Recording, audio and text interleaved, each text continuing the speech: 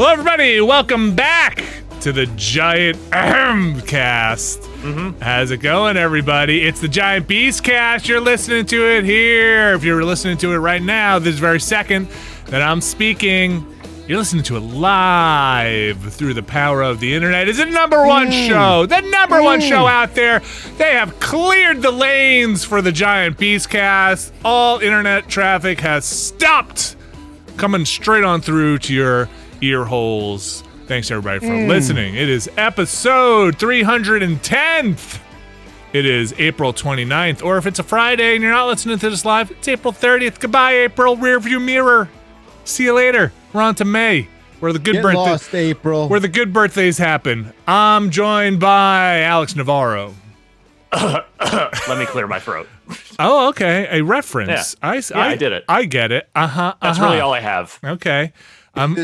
Yes. Bacalar. Okay, sure. Go. Introduce me, please. Okay, Bacalar. How's it going? It's going great here. How's it by you? How did I have the better intro bit than you? Yeah, he just coughed. Yeah. Was I supposed to do some sort of body sound? Yeah. Or Do a body sound. Give him a body sound. What are you doing? Oh, I didn't like that at all. Why would you do that? Why is this happening? I just woke up with really bad allergies, and my face feels like it's melting off, and it's just like the worst. I hate pollen so much. It's so stupid. Why is this how we evolved? Why, I ask you? Why? I mean, there are a lot of things about how life has evolved on Earth that are maybe not the most practical applications that you could think of. I just don't get it. I don't understand. Have you ever seen the pressure in my face? It feels like something is trying. Flames out of my ears. The sides. It just seems like I don't know.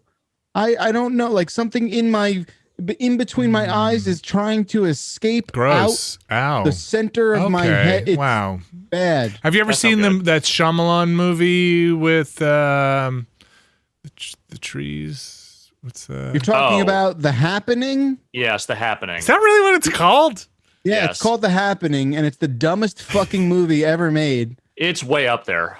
And that's the thing, right? Like that guy's got a couple of good ideas. I have a friend who was always like, man, he's getting back at somebody after all these movies. Like The Sixth Sense was great, right? And then like he makes all these movies that people like are throwing shit at the screen. I liked Unbreakable. I'll also give him Unbreakable. Agreed. Unbreakable, I'm there with you. But how about the other ones? Like The Village and all this shit when he was just sort of like getting back at everyone in his life or somehow. Like I don't know what he's got a grudge or some sort of vendetta against people who have wronged him, and he made everyone forced everyone to see his movies, and this is how he's getting back at everyone. He's like, I'm gonna fucking run this movie into the mountain. Okay, all and right. I gotcha. How about the that's a funny plot line though. Like a great director like makes two really great films and then just tanks the rest just to get back at people who wronged him over the years. Just like Scorsese, am I right? I'm just kidding. I really. Boy. I didn't realize we were bringing out the gabagool. I'm just kidding. I actually really enjoy I celebrate the entire catalog. Do you now? I do. What was the one with the ambulance? I like that one. Bring Out the Dead. Oh, Bringing Out the Dead. Yeah. Yeah, I like that one too. I even like that one. What's the movies in the Unbreakable like trilogy? It was like the Monster Man. Dr. Glass? No. Didn't he do Was there Mr. Glass? I think Glass is just what it's called. And then people liked the one before that, didn't they? Yeah, I have not seen the other two. Ed Norton? I stopped watching. No, it wasn't Ed Norton. It was it's that guy who played Professor X in you're right. Yes. James McAvoy. Yeah. No, the last Shyamalan thing that I saw was that movie Devil, which I don't remember if he directed it or just wrote it and produced it, but the one that's like stuck in a bunch of people stuck in an elevator, and also one of them might be Satan. Yeah. Yeah. You're right. Wait, is that Shyamalan? Because you're right. I think it is. He produced it. I don't remember if he directed it. Maybe he is just making movies. What if? I'm just saying. All right, what's your next thing? Okay, where are we? We're in an elevator now, and what if one of you were the devil? That's what I got. What if I'm Satan? And I don't know. We're really going down. What about that? Oh, he's a genius. I don't know. I like his movies. I think they're fun. I think they're corny. I like Signs. I think that's a fun movie. I like Signs is real good until you get to the end. Thank you. Is that everything? Well, no, because I think the end of The Sixth Sense is actually really well done, and the end of Unbreakable is like a little less well done, but it still works. Everything else, the problem is I think he got cornered as the twist director, the guy who makes the twist movies, and then he ran out of twists and he just didn't know what the fuck to do. Yeah, I mean, like he's like, well, I guess I got to write everything backwards now forever, you know. Did you guys see the movie where you couldn't make a sound or the monsters eat you? That's the John Krasinski. The Quiet Place. What did you guys think of that? John Krasinski, right? I don't know. I think he was in that. What do you think of that? I haven't seen it. I haven't seen that. I haven't seen Bird Box. I haven't seen any of that weird selection of horror where it's like you can't use one of your senses. Sensory horror. What's Bird Box? What can't you use in Bird Box? That's like Sandra Bullock. You had to be blind. Like you could not look at the aliens or they would kill you. Yeah, because the aliens. I've never seen this. Oh, it's like Slender Man. Is that the plot of Slender Man? I think you can't stare at Slender Man. Well, I think you're not supposed to look at Slender Man. I like the fact that you got to be blind and like the alien goes through your eye holes. That's is that what happens? I haven't seen it. Oh, you're just making stuff up then. Yeah. Okay. All I know is Sandra Bullock is in it and it's apparently terrible. I've never seen it. Okay. Oh, I didn't know it was bad. Okay. Well, look, nothing can be perfect. No? Except for Sandra Bullock. In honor of Abby. Speed is a perfect movie. Perfect. No, it does exactly what it sets out to do, and it does it near flawlessly. Okay. Speed's real good. Wildcats. I also hear, you tell that wildcat behind the wheel. There's a camera. And then Keanu Reeves, just everything he says in that movie is just so strange. The way he says everything, he's just sort of like, he can see you. You gotta go fast. Keanu Reeves should be in a Fast and Furious. I feel like that's a crossover, like a John Wick-esque. I think it's Fast too and intense Furious. for him. You think? He'd slow it down. John Wick is pretty intense. Yeah, but Keanu Reeves has a certain sort of like slyness about him, and so does Vin Diesel. Yeah, they're very slow pouring, quiet, like kind of just monotone talkers. That's kind of what I'm saying. Like, there's like a similar vibe I'm getting from modern Final Fantasy, from modern Fast and Furious, and like a John Wick, like absurdist, ridiculous, but high intense action thing that those are all heroes now. It's John Wick. It's how old's Vin Diesel? 114. 40s, I don't know. 40s? Would you say 40? Oh, he is definitely he is like 67 or something. No, he's like 40 in Boiler Room, I feel like. Jesus Christ. He was 40 when he was born, is the thing. He's 53. Yeah. Okay. 53, that makes sense. I would have said late 40s, but I'll believe it. All right. Hey, folks, you're listening to Giant Beastcast. We've got video games. Let's do this more? What? Let's just do this more. Do what? To talk about Vin Diesel's age? Yeah, specifically Vin Diesel's age. Let's talk about it, deconstruct it. How does it make you feel? It's a dedicated podcast that every year we talk a little bit about Vin Diesel's age, and every day of that year we talk about what was life like back in, 53, you said? Yeah. So do the math. That's 70... 60, no, it's 68? 67? What? 60... Every year, every day on the podcast, we figure this one out. Here's the podcast. The podcast is going over actors and actresses that you can't believe their age. Oh my gosh! Can you podcast? Can you believe Wilford Brimley? Is Wilford Brimley still alive? He passed. No. Okay. No, he is no longer with us. Okay. Like, that's the podcast. That's the pitch for the new podcast. Okay, that's really. Remind me again. How old was Wilford Brimley in Cocoon? The same age as Tom Cruise is 5 years ago when that thing came out. Because I'm trying to think, like, because there's a Twitter account that lets you know when actors have breached the line of how old he was in the movie Cocoon. Yeah. So it was 85. He would have been 51. Yeah. In Cocoon, which means that Vin Diesel has crossed the Wilford Brimley Cocoon line. He's crossed the Brimley line. Yes. And he only died last year. Was that last year or the year before? 2020. Oh wow! Do you remember seeing him in what was that Grisham one? Was it The Firm? Oh my gosh, he's menacing. Evil. Holy cow! That nice old man selling you Quaker oats and talking about your cholesterol. He's gonna do some business to you. The best part is when Tom Cruise just straight up kicks the shit out of Wilford Brimley. Like it is a jarring but also hilarious moment. Man. You tell Seahawks over there. Is that what you're wearing? Thunderhawk? What are you wearing, Bacalar? This is a Mighty Ducks Hawks shirt. Okay, that doesn't really make sense to me, but I'm sure it makes sense. sense. Is that the other team? The other team. It's what the team Adam Banks was on. Why do you want to represent the other team? Why do you hate the Mighty Ducks? And that's what this shirt is doing. This shirt says, "Screw the Mighty Ducks." Oh, wow. The Hawks should have won. What do you have against Emilio Estevez? Yeah, what do you have against Emilio Estevez? I don't have anything against him, but have you seen the trailer for the new Mighty Ducks thing? Yeah, what is that? Is that a show? Is it a movie? What are they doing? It's a show on Disney Plus. Okay. And like somehow Emilio is like in his late 50s or early 60s, and the guy is still so fucking bitter over hockey. It's like unbelievable. It's just like he owns the rink, and he's just like, fuck hockey. Like I'm like, dude. You still don't like hockey? You still don't like this thing that you've had to love all these movies before? They started off and he's like pissed that he works in. Well, there is like a 20-year gap at least, I think, since the last time, and probably even more since the last time he appeared in one of those things. Yeah, I'm not buying the whole like you hate hockey again there. You Bacalar, best hockey movie. Slapshot. Yeah, I mean, those are good. You know what's really good, even though it involves the New York Rangers, is Mystery Alaska. I don't know that one. I know that one. I've never seen it. That's a fun hockey movie. Goon is real good. Goon's pretty good. The Cutting Edge, is that it's not a hockey movie. That's ice skating. That's just an ice movie. He plays hockey though.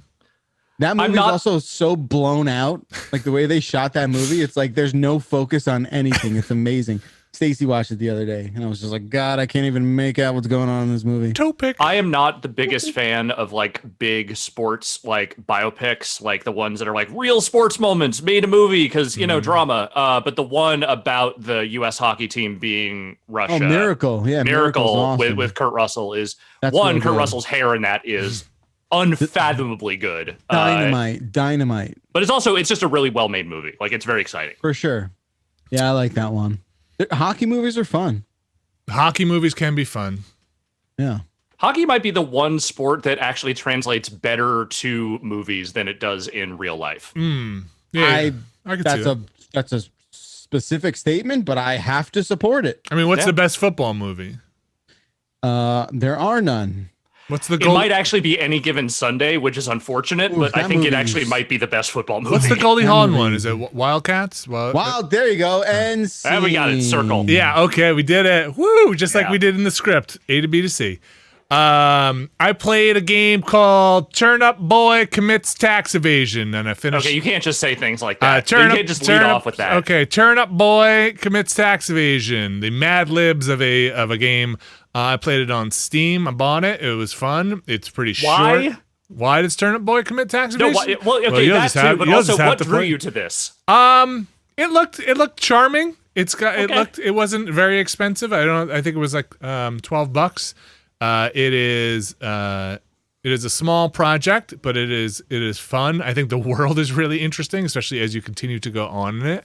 The world of tax evasion. Well, it's mostly about Turnip Boy and the rest of the vegetables. It is kind of I've heard it described as a Zelda-like. It is in the sense of like a Link to the Past Zelda-like. Imagine that. It's pixel art, but I don't know if I'd go that far. It's It's kind of a isometric adventure game where you're running around. You get some other items that open up other paths. So that is Zelda-ish. But it's charming, it's quick, it controls okay, It's only a couple of map screens, but you're in there for the that $12 experience, and I enjoyed it. Turnip Boy commits tax evasion. I think the sense of humor like hits more than it misses. I think it's pretty good. Pretty good. Nice. Pretty good short little game. Does it make you want to commit tax evasion? Oh, I didn't need Turnip Boy to help me want to commit tax evasion. No, It's funny, everybody I pay my wants taxes. to commit tax evasion. No, I don't. No, you say that, but like if your accountant was just like, "Hey, Caravelli, Yeah. Hey, thanks for holding, Mr. Caravelli. How can we commit tax evasion? we saved you $1,100 this year, No, I want to say no. I need my libraries. I need my roads. and passing along the savings to you there, Caravelli." I need I'm passing it along to the public schools. They need the money. Go get them. More. Go get them. Go fill in those potholes, baby. Go do it. Just spend the money wisely. I kind of wish it was like what it was like Humble Bundle when you do your taxes, right? Like, where do you want your money to go? Adjust the sliders. Just be like, what are you thinking? Public schools, bombs, fighter jets, aircraft carriers, potholes. We'd really like to get the local police department an anti-aircraft. Just pull that one. I'm gonna go. Okay, all that sanitation. Yeah, water. See, the joke and the counter argument to that is that like, well, no one would want to throw their money at the police department and the military and the fucking F-38 program or whatever the fuck. But you know what? Actually, in this country, there's actually probably a decent number of people that would only pick those things. pinning the slide on the anti-aircraft gun because you never know. Yeah, we really could use a second tank. For your local police department? Tank number 2. We've already got tank number 1. We have tank number. We are asking you for tank number 2. Well, the kids love it on field day. They love it. What happens? This is an event where tank number 1 is destroyed. All right. Well, I have to think about it. Have you ever played the game Combat? Like, how you gonna do that with one tank? You need 2 tanks, and then we're gonna make them spin around. It's a 2 tank minimum. It's a 2 tank minimum. How are we gonna practice against other tanks if we don't have another tank? We want another tank because this one's lonely. One tank just looks silly. Anyway, Turnip Boy commits tax evasion. I believe it's on other platforms. I played it on the PC through Steam. I also played some more Outriders, and I continue to enjoy that game. I think I'm getting a little bit more in the grind of it, but I am continuing to enjoy it. I'm still playing it solo, still trying to convince my brothers to jump in on the Outriders, and they're like, do we want to do this? I'm like, and I say, I don't know if I can confidently say let's do this. So I'm trying to tell you what's tough. To be honest with the two of you. Okay. My brother lives one of my brothers lives in Australia. No, get out of here. Why are you? I'm going to be honest with you. Here's a lie. Yeah, that's not a real place. I'm going to be honest with you. Australia really exists. No. And they really use tomato sauce.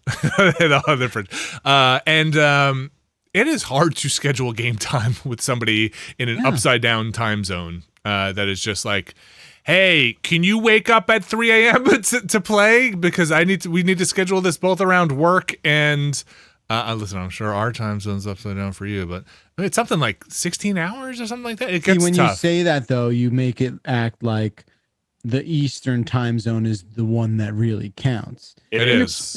Look, it is. We all know it's the best one. That's true. It's the best we one. do know that it's true. This Eastern time zone is really the core. It's the anchor of time. It's the pillar. But you don't want to be right there. You don't want to be Greenwich Mean Time. You want to be a little bit off. Yeah. You want to be a little bit off. About 5 hours off. Yeah. It does seem like we have not really wrapped our heads around time zones. Like, they're dumb. We shouldn't do them. So what do you propose? Everyone gets up at the same time we do. Wait, as we do. Yes, you're right. That involves have lights. We have lights and electricity. Why can't we do this, Bacalar? But let's try and be serious about it because I think maybe. Oh, well, I think. Why can't we have a universal time zone? Because people got to get up at different times with the sun. No. You just mean a universal time. Yes. Yes. That is Swatch internet time. Go talk to Jeff Gerstmann. Yeah. Why don't you start learning Esperanto while you're at it? He does he subscribe to universal time? I want to say at some point we were going to make everything on the site universal Swatch internet time and have that be how we do the schedule. All right. Yeah, it's yeah, go for it. I didn't get the memo on that. I No. thought it was part of the No one email, and did. I just didn't get the Would you memo. switch over to a 24-hour clock though? If it meant that time zones are dead and gone, yeah. Yeah. I feel like a big chunk of the planet does the 24-hour time thing. What is it? Yeah. You know, here's a really silly question. But there are no silly questions, just silly people. Have you guys ever seen a 24-hour analog clock? Does it just go? Yeah. Was it to just go 12 and then it says 13, 14 in smaller numbers or something? Yeah, like on I have wristwatches that have the the 13 to 23 in like red below it. regular. Okay, that's just what I assumed. Okay. Just shows that they're wrong. that they how great would it be though if the originally was a 24-hour clock and it's just like the analog watch is just going around for 24 hours, just one big circle. Yep. I don't think I can adjust to a world where I have to say it's 0 o'clock. Can't Why not? do it. Why not? No, No. it's You'd probably say not, right? what do they say at midnight? Midnight, probably. Yeah, probably just say midnight, and then it's 0100, 0100. But right? also, I hate it. I don't want to do it. I don't want that. 0 100 All right. hours. Yeah, 0100. It's it is better. It's definitely better. It implies AM PM. Just is as the in metric in the system thing. also better. But oh gosh, I wish I were No, raised. the metric system is better. I recognize wish I that. were raised in a metric system society. Totally. Gosh. When I I mean, was it's just a meter, and then there's 1,000 meters. Wow, that sounds easy to remember. my fridge is needs a space that's 70 inches and 13/16. Cool. Let me go shave I had to shave my cabinet doors about 2/16 of an inch to fit my fridge in. How'd that work out? Fine. How'd the food feel? Was it all right? Did you get the Cold. new thing? Did you get the new fridge? I did, yeah. The fridge came. Good for you. Thanks. How much Yeah. internet does it have? It does have a Wi-Fi, but we're not doing it. Okay, good. I told you this last time. There's like fridge shortage. There's an everything shortage. Yeah, right everything now, shortage. especially anything electronic. Ugh, they took the old fridge away. That was the biggest thing. Like, what? Like, again, Now they're going to strip that thing for parts. good. Take it. I paid him to take it. Like, what am I Sell going to that do? copper for Bitcoin. Holy cow! Yes, go buy a Doge coin. Man, yes, having the fridge. That fridge is now an NFT. Gosh, you see Hasbro. And I don't even want to get into it. Hasbro No, and yeah, NFT Magic. stuff. Oh, All the more reason not to play Magic the Gathering. oh my gosh! They said, oh, it made me so mad. I played Desperados 3. Continued playing that. I really enjoy that. I'm up to, for those who have played Desperados 3. I think I'm on the ranch battle. I'm not sure how many maps there are in that game, but like on the grid, I'm not sure if there's 6 or maybe they'll open up a new thing. But I'm really enjoying it. Some stuff on the last map got a bit complicated. Desperados 3 is a game that it's. Do you guys remember Commandos? You guys know what Desperados 3 is, Alex? Yeah. Yes, Okay. we've talked about it. Yeah. Okay. It's. I don't want to have to explain it if you guys know what it is already, but it's fun. I think the writing's actually pretty interesting, and the different character abilities are pretty good. So enjoying that as well, and I'm looking forward to playing Returnal, which comes out this week. Yeah, I'm so tomorrow. playing Is it. that and Pokemon Snap, right? Or both out tomorrow? Ooh. Okay, I'm looking forward to playing Returnal. Alex, what you been playing? Not Pokemon Snap or Returnal. Not Okay, yet. okay. Let's see. I have been playing more of that Nier remake. Oh, I yeah, have yeah. decided that is going to be my saver game. I'm just going to play it for a while. I am not going to play it in large bursts. I am just going to let that one draw out over time because I'm enjoying it too much. And I don't know when another game is going to come along that I will want to do that with. So might as well just enjoy it while it lasts. I mean, Yeah. that is like a 20-hour game, Okay, but you still. have to play it 100 times. There is a new game plus. They start you over, I think, like halfway through the game, and then there's like more stuff that comes out of playing the new game plus, like more story. They added another ending to this Okay. remake, and a lot of it is tied to like, do you collect all the weapons, and have you seen like all the side quest type stuff? Which I don't know that I am going to go to the trouble of doing every single thing in that game, Fair. but I will see it as far as I can, and then I will look up the rest on the internet as a normal person would. But yeah, no, I really like what I mean, again, I've not played the original Nier, but I like this game. I like the remake version, and I'm going to keep playing it. What else you got going on? The other thing I have been playing is a game that is in early access right now on Steam. It is called We Are the Caretakers. Okay. It is an XCOM type game, turn-based strategy that has a sort of Afrofuturist bent to it. You play as a squad or squads of anti-poaching units. Okay. You go around these environments and you are essentially trying to protect these wild beasts and creatures that are, I can't tell if they're supposed to be like sacred or if it really is just like a conservationist aspect, but there are poachers out there and you want to stop them from harming these creatures. And then an alien threat gets involved and it's like, oh, okay, there's something going on there too, but also you still have to deal with these poachers. And it's futurist. It's like everyone is wearing like very futury garb. Okay. And there are like laser weapons and stuff, but also, it is, I can't tell if it's supposed to be Earth or not, but if it is, it's a futury Earth. And so you can basically put together multiple squads of units. When you defeat an enemy, depending on which unit is up next, you can either detain them, you can kill them, or you can try and recruit them, at least so far in the version I played. And when you detain people, they end up back in your base, essentially in jail, and you decide what to do with them. Either you send them off to prison, or you try and recruit them, or you let them bribe you, that sort of thing. Okay. So it is an early access. There are a few aspects of it that feel a little rough. The animation doesn't seem like it's all the way there yet. There are some sound effects that seem like they're just kind of missing from combat.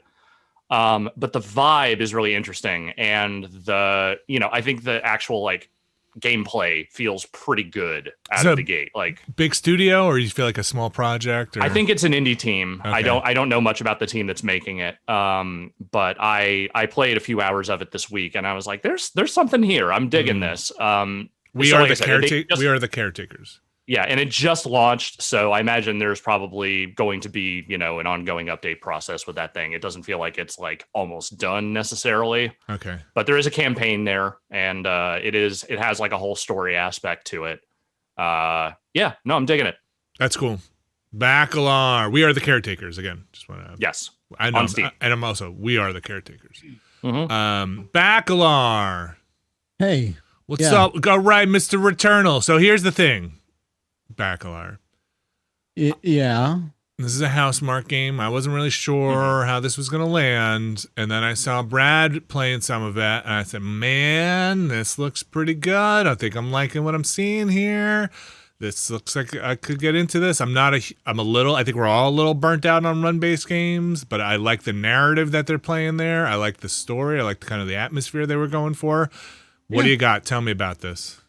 All that stuff feels real good when you talk about the running around and the moment to moment, the action stuff, the third person shooty stuff, the traversal, the moving around, like all that's real on point, super smooth. Great use of the new haptic stuff. Right. Oh, we should say this is controller. like a PS5. This is a PS5 game. Yeah, this is like a straight up $70 joint. Hey, we knew that was happening. But this is it. PS5. I mean, for me, this is the game that's been like, dusting off the PS5 for me. You know, and I think that's going to land in a big way right now for a lot of people who are maybe a little itching for something like this. You mean for the 8 million people that have PS5s and have almost nothing to play on it? I mean, I don't know what they've been playing on it, but they should probably PS4 check games, this out. probably. Yeah, they should check this out. I am reminded by a lot of stuff. I'm reminded of a lot of stuff playing this game. This game, more often than not, kind of feels like a Metroid Prime in a lot of ways. With the abilities and unlocking. The abilities and, scanning. obviously, the scanning and just the sort of like, just the vibe, just the overall sort of vibe. You are moving through these rooms, similarly to like a Metroid style kind of thing. But they're not rooms in the way that like, it's like a cube. You're in these like very strange alien worlds with usually a door and another door or two doors somewhere else in this sort of world. So here's the thing. The game is a you play till you die, you start over. It's a cycle game. And that stuff is varied through the fact that every time you restart your cycle, the environment is more or less completely different. Right. Which I don't understand how they do that. It's aliens. It seems there is a narrative explanation for why everything's different, but it really does add, like, I've been playing for maybe like 5 hours, and I was afraid that I was going to get to a point where I was like hitting this sort of wall where I'm just like, oh, I want to bounce off this because I'm not making the progress that I feel like I need to make to sort of reach what kind of end this game probably has in store. And it hasn't felt like that yet. Well, what do you bring back with you on each run? Like, what makes you progress further? Like, what are you getting? Abilities? So you have abilities and you have certain attributes that will stay over. That is where I'm still very fuzzy. This game on its face, like control wise, is fairly straightforward. The rules and the sort of unpacking of like what stays, what you need to do to keep things, that to me has not made the translation in my brain just yet. Okay. And I'm sort of just playing this until I die with the feeling of forward moving progress, because I am understanding a lot of the sort of like gated, power ups and these like sort of things that you can craft if you collect a certain amount of a certain element. All that stuff feels progressive, right? It feels forward moving. But I've yet to make the kind of progress in this game where like I started over and I have a very specific thing that I want to go out and do. Oh, interesting. Okay. So, have you hit a boss? I would imagine the boss is this person or creature who keeps killing me more often than not. Is that okay? But again, there is just a lot of teleportation stuff that is sort of jarring. The game has a really, I think, one of the best map systems I've seen in a while, where it gives you this 3D kind of like rendering in the corner that is so easy to look like very understand. Doom Eternal, New Doom. Yeah. So like that, I've been using a lot, and tons of icons to kind of give you all the information you need. Like it's tough for me to say right now just how all that's going to come together. Like I feel like I'm on the precipice of a moment where a switch will flip, and I will get through that next kind of mental barrier where I have more of like a through line and sort of path that I know I need to go down. But for now, I am just having a blast kind of making my way through. And, it's tough. It's tough, right? The game, the cycle starts over. You've crash landed on this planet. And, the cool sort of narrative thing is like the person you're playing slowly is discovering that they're in this sort of time loop situation. So you find these relics, you find these, you find like basically your corpse a bunch of times in the game. And then these logs that you've made and all these things, and that sort of stuff has really been interesting. And I wonder that those little clues and those little sort of peppered narrative beats is a big part of the reason why I am so kind of invested in this thing. Seems neat. It's very neat. $70, which is, again, as advertised, like that shouldn't be too much of a shock. Yeah, I mean, performance-wise, it's top notch. It looks great. I feel like I'm thinking about it right now, where it's like, oh, I wonder.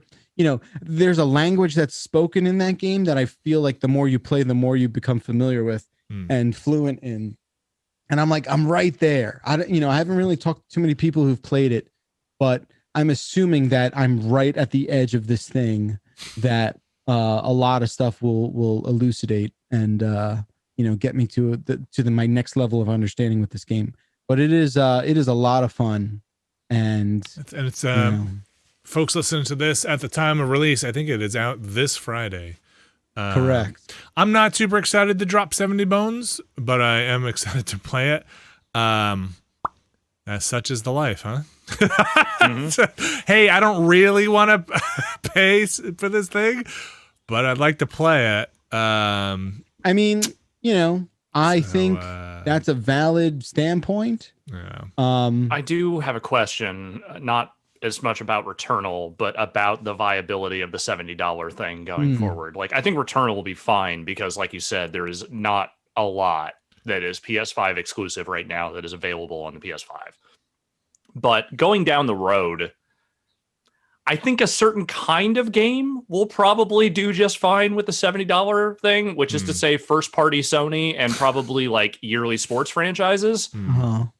I don't know about other stuff. Like, well, I feel like there are games that are going to get lost because people are going to look at that $70 price point down the road and be like, yeah, I don't know enough about this yet. I feel like this is one of those things where like maybe the return of demos needs to happen. Yeah, or like this is one of like I want to read some reviews and see what the depth is on this one. Yeah. What? Reviews are important again? Never has been, never will be. Here's the thing, too. Yeah. I feel like we discount the speed at which games get discounted. No, I'm not discounting that, but I'm saying that, like, as far as, like, people being willing to pre-order, people willing to jump in day one. Yeah, I mean, I think that is going to, like, it's going to have possibly a negative impact on games that are not as well known as the biggest franchises and studios that are going to be running at that price point. There is a site out there that tracks pricing and time in which like the average game drops in price. I feel like in the last 3 years it is real fast. I'm pretty sure Valhalla got real cheap pretty fucking quick. Like again, I think like you said, it depends on the studio. It depends on the relationship. Like first party Sony stuff, I like hit or miss with price drops. Nintendo never. Nintendo, good luck. They'll just take that shit off the market. Fuck you. Yeah, right. They'll just shut a server down. I think it kind of depends. And listen, I'm not trying to say the value of it isn't $70. I just don't know. I haven't played it. That is not to say that prices did not need to go up at some point. I'm just saying that I have some reservations about how this is going to go down the road. Yeah. But yeah, sure does look nice, and sure does seem it has my interest, and I want to check it out. Jeff Grubb said something on Twitter, which is like so on the money. He said like, this is what it feels like when Housemarque makes a $70 game, right? Like, and because you think about their other stuff and there are shades of that. And I didn't bring that up. Like, even in the way like enemy projectiles sort of like geometrically, like, bleed out at you. Your bullet hell. Stuff like, well, it's not necessarily bullet hell. It's like if bullet hell was like, going through water, it's like bullet heck. Yeah, it's just it's really this intoxicating sort of like light show in a lot of ways that I think I definitely associate with their games. So yeah, it's definitely a fidelity party as well. Like smorgasbord. It's a smorgasbord. A technical smorgasbord. A technical smorgasbord. Yeah. Usually that price point for like run-based games or roguelikes, they reuse a lot of maps, a lot of assets. So I'm curious to see how that goes. Like you'll definitely. I mean, look, like the areas that I'm in now a lot too. They do feel. They have the same coloring. They have the same sort of like. Cliffy kind of, attributes to them that you're sort of just like, okay, I guess this sort of, makes sense. But, I think there's going to be people who play this and kind of don't realize that that's like the thing. Do you know what I mean? Like, I feel like that might get lost on them where it's like, no, this is different. Oh, like this, what I mean? Not that you wouldn't believe that you're playing the same thing over and over again, but just sort of like it's just a wild. And maybe there's more of like some sort of magic sauce, right? Like how they're making the sausage, and it's really just like, oh, everything's just -1, right? Or that's how we get it to look like that. But that part is has not been lost on me. Like that is keeping it fresh and keeping it interesting. And I keeping it frosty. I'm totally digging it. Recommend it for anyone who wants something to play on the PS5. There is stuff to play on a PS5, but this PS4 games. Is this second wave? Would you say? I think we're still in the first wave. Do you think? Would you call this launch window? I'm going to say the launch window for this one is going to be a lot longer than other 2022. Okay. Yeah. Backlar, anything else? Keeping you up at night with the video games? What's eating up your time here? What you doing? What are you doing with your life? What you doing? What with am yourself? I doing? Nothing. It's been very slow. I'm playing more superliminal.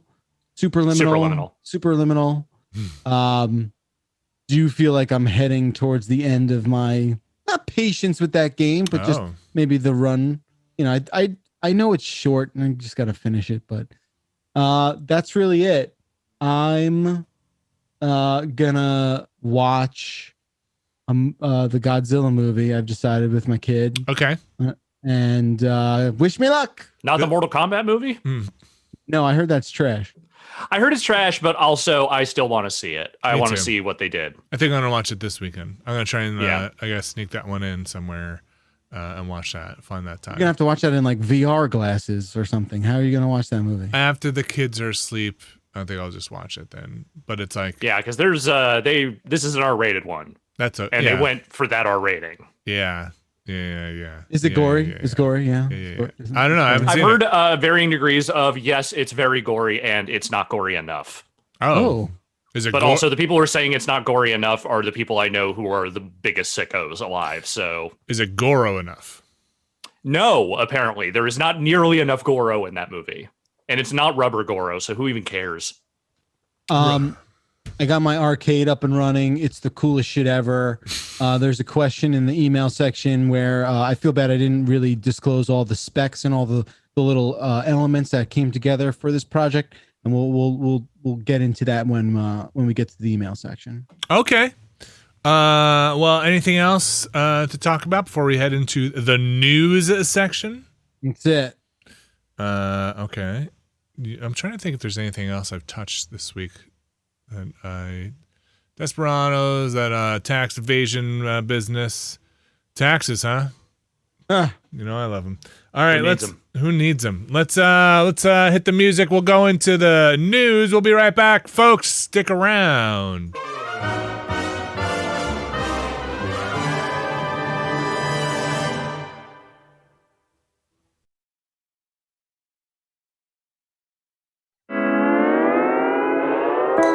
This week's show is brought to you by Hello Tushy. Hello Tushy wants to clean your butt with water. Well, they're gonna give you a device will help you clean your butt. Bacalar. Yes, that's exactly what it does. Clean your butt with water.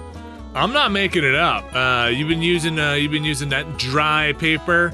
Probably seems fine. You wipe your butt with the dry paper and then you put it in the toilet and it goes away forever. Bye, poopy paper. This is an ad, huh? And then Bacalar, how have you been wiping your butt? Man, you really, I love how elegant your introduction to the whole process has been. Look, it's not an easy thing to talk about, but my Hello Tushy bidet thing, well, let's be honest. Let's cut to the chase. It blasts a lot of water right on the butthole. And let me tell you something, okay? Yeah. This is a thing that I've been preaching for a couple weeks now, having had a Hello Tushy in my house for some time. It's changed the way that I poop in a way where it's like I'm not pooping anywhere else in my house now. I'm only going to where my Hello Tushy is. So not in a corner, not in like your wife's shoes anymore. No longer in the sump pump hole in the basement, which is not what that's for. Not in your neighbor's petunias. It is just in the bathroom with the Hello Tushy. They have some more talking points below, Jeff Bacalar, and I'm going to read them right now. The future of toileting has arrived. And then they say, okay, technically it's been around for centuries, but hideously expensive, costing thousands. Wow. Yeah, I'll believe that. Now the brand new Hello Tushy 3.0 modern bidet attachment is here to level the playing field. It's stylish, eco-friendly, easy to install, and affordable. Hello Tushy 3.0 doesn't just cleanse your butt. With a precise stream of fresh water, it cleans itself with the Smart Spray automatic self-cleaning nozzle. Wow, Smart Spray is trademarked there. It attaches to your existing toilet, requires no electricity or additional plumbing, cuts toilet paper use by 80%. So the Hello Tushy bidet pays for itself in a few months. Because with Hello Tushy, you don't wipe at all. Just poop, spray, dry, and go. That's true. It won't poop for you. I need everyone to also understand. It's not going to poop for you. You still you're on the hook for that part of the transaction. Yeah, whether you're going or going, you have to do those. And sanitation is simple. The Schmutz Shield. I mean, like, this is just like some sort of Borscht Belt comedian coming up with like the marketing. The Schmutz Shield offers easy cleaning, and the knobs are naturally antimicrobial. Plus, every Hello Tushy bidet attachment comes with a 60-day risk-free guarantee and a 12-month warranty. Already got a tush on your pot? Upgrade to the new 3.0 model. If you're new to the revolution, join millions of happy Hello Tushy customers right now and have a clean butt with every flush. Beastcast listeners can go to hellotushy.com/Beastcast for 10% off plus free shipping. Get 10% off plus free shipping and get your butt clean at hellotushy.com/Beastcast. hellotushy.com/Beastcast. I think your butt will thank you. I mean, and when I say your butt will thank you, it's not going to talk to you. That's not what this is. Oh. But a happy butt is a happy life, and that's a motto I stand by. That's I remember that Aesop fable. It's the lesson I learned as a kid. Happy butt, happy life. Thanks, Everyone Jeff knows Bakalar. it. Hey, Everyone knows it. Thanks, Hello Tushy.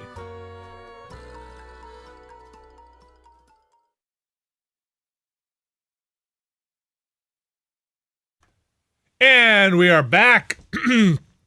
Oh boy. Hello everybody, and welcome to the Giant Beastcast. This is the segment, a part of the show, where we fill you in and we find out together what's going on in the world of video games. Alex Navarro, you pulled some stuff this week. What you got here? So did you. You pulled a story. I did. Why don't you lead? Okay. Why don't I? I never thought you. Why don't you just start this off? You picked a story, and your name is first. So why don't you do it? I've just never been. I was always waiting for you to ask. All right. I just feel so. Golly, you weren't guys. Ready, were you? No, I just clicked it now. Halo Infinite, the game you know and love that will come out someday for the Microsoft Xbox family of products, is going to be cross-play and cross-progression. Is that what we're saying? Not cross-save, cross-progression is the language? In the Microsoft family, meaning that the PC version and the Xbox versions, you'll be able to jump back and forth between those, obviously. Cross-platform stuff in the other families. Sony, their version won't work with this. PlayStation. Your Switch version won't work with this. No, this is just kind of confirming that the PC and the console versions will play nicely together on your account, and you can jump back and forth. And I thought that was kind of neat, being someone who might jump back and forth on those things. And if you're, want to start on the PC and then eventually get your hands on an Xbox One X, Series X, you should be good there. So that's kind of it there. Kind of short and sweet. Not something that I think for me was unexpected, but nice to hear regardless. Yeah. All right. That's my story. Wow. Is it my turn now? How to go. Okay. Oh, glad you did good to it. Okay, yeah, thanks. good job. I think you did a very good job. Yeah. What's up? So a few stories here. It's kind of a slow news week. We got a few things to talk about here. While we're on the Microsoft tip here. So Microsoft, up to now, had been doing what Steam does, which is charging a 30% cut on all their PC store sales. And that's fixed, or could that be? It was fixed as far as I know. This is on the, again, the developer end or publisher end and developer. Yes, on the publisher end. And so, this was the standard for a long time, but then Epic came along and they were like, well, actually, we're just going to take 12%, which, rattled some cages, changed some things, made some things happen. And one of those things that seems to have made happen is that Microsoft is now also going to be taking a 12% cut on their PC store going forward. Interesting. Okay. Oh, yeah. Okay. Yeah. On their PC store. On the PC store. Not the consoles. Far as I know, they are not changing their console marketplace at this time. Okay. Valve obviously has not made any significant changes to their situation. They're still taking 30%, but if a game, I believe if it racks up, according to the story here, 10 million in sales, the cut drops to 25%. Oh, because they've made their money. Yeah, they make their money, and they're like, we can take a little. Yeah, less. right. You're making us a lot. You're making us a lot of money. Also, if it hits 50 million, it drops to 20%.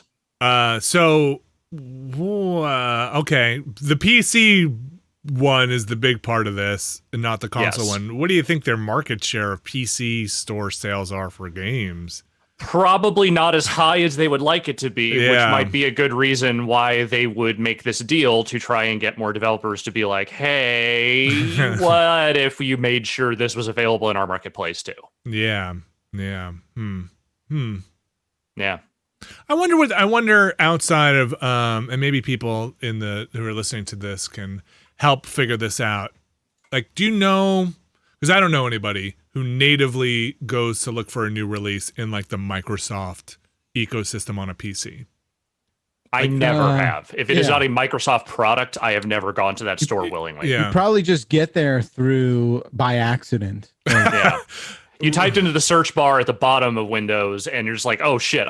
This is not the marketplace I wanted." Oh fuck! Yeah, I guess I can only buy it here. So obviously, we live in a bubble. We're kind of a closed group. I mean, I have family that are not way into games and aren't just, but even Steam has been the one for them for a very long time, and I don't think Steam is ubiquitous. Yeah. So I don't know who and Epic is making some inroads. Like they certainly have Definitely. They have a great selection of stuff. And, I mean, look, I don't know if we're still in the PC marketplace wars, if people are still doing sectarian violence over which fucking DRM they want their games to have. But at this point, I don't really care. I think more marketplaces giving more money to developers is always a good thing. Oh, for sure. Yeah. I just wonder, like, the reason I get there is because of PC Game Pass stuff, right? And I'm like, that's the reason I'm opening the app up.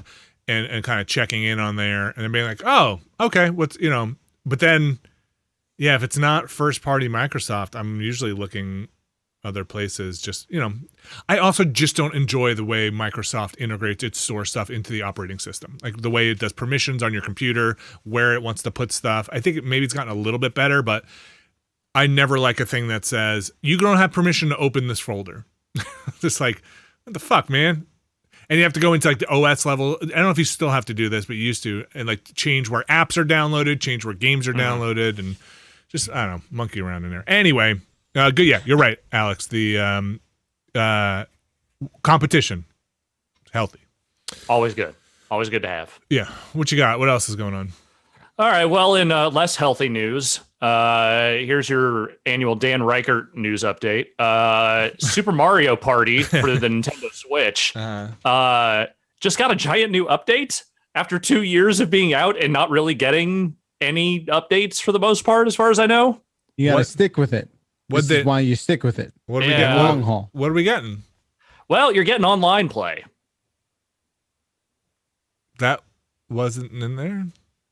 So I was you can now too. play the following modes over the internet: Mario Party, Partner Party, and free play mini games. So what they've done here is they've added online play to all these modes, and 70 of the 80 total mini games are available for internet play. I don't know why the other 10 aren't, but I assume it's just Nintendo being Nintendo. It might be very. It might be something where you have to see a person or some kind of like couch thing that doesn't make sense online. Yeah. I'm trying to trying to think what game that would be. Maybe the ball passing. Yeah, no. Or like we have to communicate. Like it really depends on communication like that. Distinctly possible. Yeah, or like the one with the little thread and you have to make the shape. I love that one. That one's terrible. That one, I love that one. What's your favorite one? I like the one where you shake the candy out of the jar. I like that one too.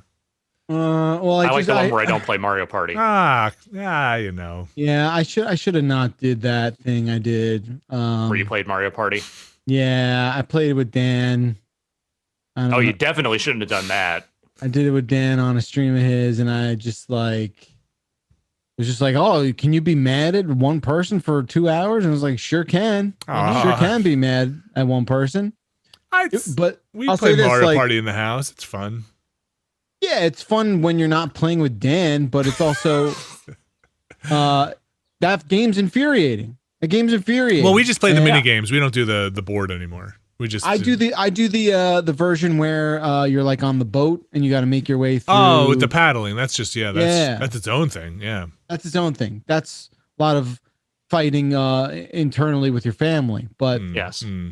But yeah, I did that. I played with him and a couple other people, and it was really, it was good that he didn't win. I knew like the drama about him winning Mario Party a lot, and he didn't win, and he almost won at the end, and like I got real scared because I thought that meant like he does have some sort of sick, twisted like demon power with that shit, but made it by the skin of our teeth. And he's still a monster, right? Oh yeah, obviously. Mario. No, yeah, and Dan. No, Waluigi. Yeah. Okay. Yeah. Well, but it worked pretty well. All you had to do was like enter password, connected. I'm also not gonna lie, I didn't even know this was a thing. I didn't know that Mario Party wasn't online. You would think it would be online because it's such a obvious. Was it? Of course. Okay. But no, this happened the other day. It's crazy. Maybe my kids will play online with their friends who have Mario Party, and that will relieve the pressure to play Mario Party in the house. Yeah, take the pressure off yourself. Put it on your kids. That's right. I know this isn't how things work, and I understand these are different teams working on different things with different priorities, but it is, as someone who is in a household with someone who still plays a lot of Animal Crossing, it is very vexing to me that a giant online update for this 2-year-old Mario Party come out, and there have been no actual like new seasonal event or content updates for Animal Crossing in a meaningful way since the year really got going. Is that true? Not since like they did Bunny Day. And again, the same thing or different? Yeah, pretty much. Like as far as I know, they have not really. Did you have to go dig up different eggs again, like the wood egg or the earth egg? Yeah, I think so. Like it's just it seems like there hasn't really been anything significantly new added to that game in a while. Now that's people realizing that Animal Crossing is a bad game. I'm not going to take joy from that, but I'm not saying it's a bad game. I'm just saying it feels like okay, you had your first year. How about some different stuff? Yeah. You have no problem saying told you so. I never have a problem saying told you so. Wait. What? So you're trying to figure out why it's so why it would go so long without an update? Mario Party? Why Mario Party would go so long? Yeah. Yes. I think. Well, you're saying, and 2 years after launch is a pretty long time. It is, but it's also if there's one company that's going to do that to a game, here you have it, folks. This is the world we live in. Can I give it back? Well, maybe they're like update all of it. Maybe this is a thing that's like a response to COVID and people having to not be allowed to be in the same room, and it just took this long to work it out. I could very much believe that. Like, hey, people can't play Mario Party because they can't be in the same room. We should put it online. And, online code takes a while. Right? And what I'm saying is, if you're doing the mental calculus and you're like, oh, people can't play Mario Party, I can't be in the same room, and your answer isn't good, then you don't know the Mario Party experience. Yeah. The world was like, this is a solution to the problem. Yeah, I assume that though. Nintendo's like, no, we fixed the problem. That person in the room at Nintendo is just a crank at that point. Just like that person sitting in the corner going, good. It's just like, okay, Phil, we get it. You fucking hate Mario Party. Make more Metroid. All right, who just lets him into any of these meetings? Where's Metroid? Phil is the only one over there making any sense, if I'm honest with you. All I know is you just gave a bunch of PR people an out. Metroid. Okay, get him out of here. Yeah. Your little Mario When was the Party. last time we did a punch out? Honestly. Yeah. Honestly. All right, Phil. Okay, please. Thank you very much. Thank you. Bye. Who you gonna put in Smash next? A person with a sword? Bah. Okay, let's move on to the next story. Okay. Close things out here. A couple EA stories. One good, one less so. The good one is that if you have one of those fancy Series X's, you can now play a bunch of EA titles with their 120 frames per second mode that they have been boasting for some of those old Xbox One titles. The frame boost. Yeah, so like the big ones here, the Titanfall games, Battlefield 5, the Star Wars Battlefronts, the most recent Battlefields, the Plants vs. Zombies Garden Warfare games, and Mirror's Edge Catalyst. Cool. There are some other ones like Sea of Solitude got a 60 frames bump. But yeah, like mostly it's just like, here's a bunch of these Xbox One games. Now they got hella frames. When I played that Dishonored with the FPS boost stuff, that was pretty good. Yeah. I kind of might boot up Titanfall 2 again, because I bet that'll look real good with all them frames. That sounds pretty dope. That sounds pretty good to me. I might be into that. I don't think we pulled it for this, but there was an announcement that there will be a version, Jedi Fallen Order. They're going to make a version for PS5 and Series X. They had that. Yes. They kind of had the optimization update, but I think they're getting a full thing. Respawn, right? Yeah, I think it's right. Yes, it's so weird to say Respawn's Star Wars game this should be getting a newer version for modern consoles. Yeah, that stuff is neat. Neater than I think any of us gave it credit for initially. Yeah. So here's to more games getting that. Yeah. Alex, what's the other EA business? Well, okay, so this I'm just mentioning because it got some conversation today. I think in some ways it's a little overblown, but also a little, it's of interest. So there was a report earlier this week, the CBC put it out, that involved a leaked, I don't know if it's a memo or a slide presentation or something. You said CBC. The CBC is a Canadian broadcasting, what have you. Okay. Yes. Right. Home of the kids in the hall. So the thing that was leaked was internal information. That was some like internal memo stuff about how the company, especially this is in particular to FIFA, but I think anyone who's played any of their sports games would know what we're talking about here. It talks very specifically about how they are funneling players into those modes. They are sort of, the tentpole thing, the thing that makes all the damn money for that company, especially with FIFA. And it's interesting to see it kind of laid out in very plain terms, which is a thing that EA would never, ever do about this stuff. Not publicly anyway. But also, I think anyone who's paying attention to any of these sports titles, especially in the last handful of years, knows just definitively, yes, this is what they are doing. They are trying to get you to play Ultimate Team because there are so many menus and so many pop-ups that are constantly trying to funnel you into that mode that you would have to be just completely oblivious to not notice it. So so the CBC, sorry, I cannot get the CDC. I just heard it too many times. It's not the BBC, it's the CDC. It's not the CDC either. Yeah, not that either. Even though this might be an illness. What are they saying here? Are they saying that no, you can't do this? Well, no, they're just saying that this documentation says that EA is very explicitly telling, at least internally, that our goal is to funnel people into these modes, which are the modes that are most tuned to getting people to spend extra money. Okay, so there's not regulatory action happening here. They're just saying this is what happened. No, it's not. But at the same time, EA has had a time.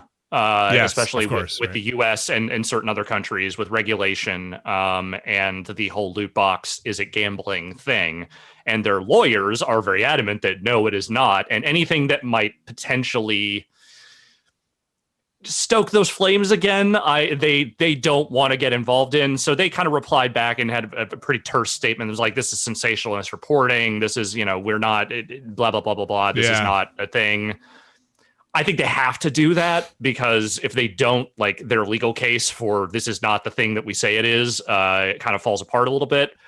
But, look, it's just interesting to see this kind of laid out here in a pretty flat way.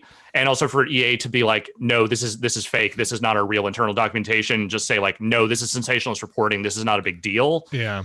you know, it's just interesting. But I don't think anyone is surprised by this. Like, no one could possibly be surprised by what they are doing with their sports games. No. Right. Yeah. Play one of them. You will know. Right. Everything about this is like a yeah, of course, except the part where EA seems to try to be bending itself into a pretzel to say nah. It says EA had a statement that was kind of, you know, ... Hey, we're this is a very active time for the FIFA Ultimate Team stuff, and then goes on to say nothing in the leaked document contradicts this in any way. It shows how we are supporting engagement in our game during the summer period, not spending. These are the things you have to say. You have to say that. Yeah. And I'm not saying, like, you know, they're lying necessarily, but what I am saying is that, like, we know how you make your money, what you are trying to get people to play in these games. You can phrase it however you want, but it's not hard to figure it out. And they're not the only ones. No. Like 2K does this shit with NBA. Like, as far as I know, the show this year has some issues with trying to funnel players into microtransaction heavy modes. Like, this is what sports games are becoming, and it's a nightmare, but it's what they are. Yeah. Because people will buy them no matter what, and they found a way to get even more money out of you. Not out of me. Never me. Out of you. Just ignore sports. That's the best way to live. Yes, I'll stick with my robots till Hasbro's makes NFTs of my Transformers. I see a lot of microtransactions behind you. No, those are macro transactions. Those are macro transactions. Yeah, that's right. Those are macro Transformers. They boy, trying to buy anything's a gamble these days. Whatever happened to commercialism? How did it break, huh? Yeah, where'd it go wrong? Where did it all go wrong? Where's that good capitalism I was being told about over and over again? Come on. Predatory capitalism. How did it get so wrong, guys? Guys. Listen, guys. Alex, are there any more stories? That's all I got. Okay. Backlar, you got any news? Not today.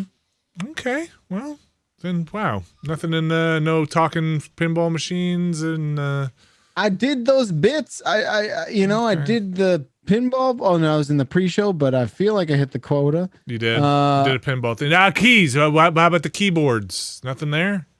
Keyboards, you dragged me last time I opened up my mouth about keyboards. So have they added a new key? Is there a new key? Limit. There are no. I have not. I've just been busy. You know. Okay. I've been busy doing. You know, my job, and that's all I can say. Okay, we could go to the next break. It's okay. It's okay. Let's do it. Yeah. I have no time. We weren't trying to make you vamp, man. All right, no, we can do this. It's okay. Here, let me get the relax. We're gonna get the music up and please. We're gonna get you soothing music playing. All We're gonna get you a blankie. Stick around. Your favorite teddy bear. We're stick around. We'll be right back. These allergies, though, I'm not joking. It's tough.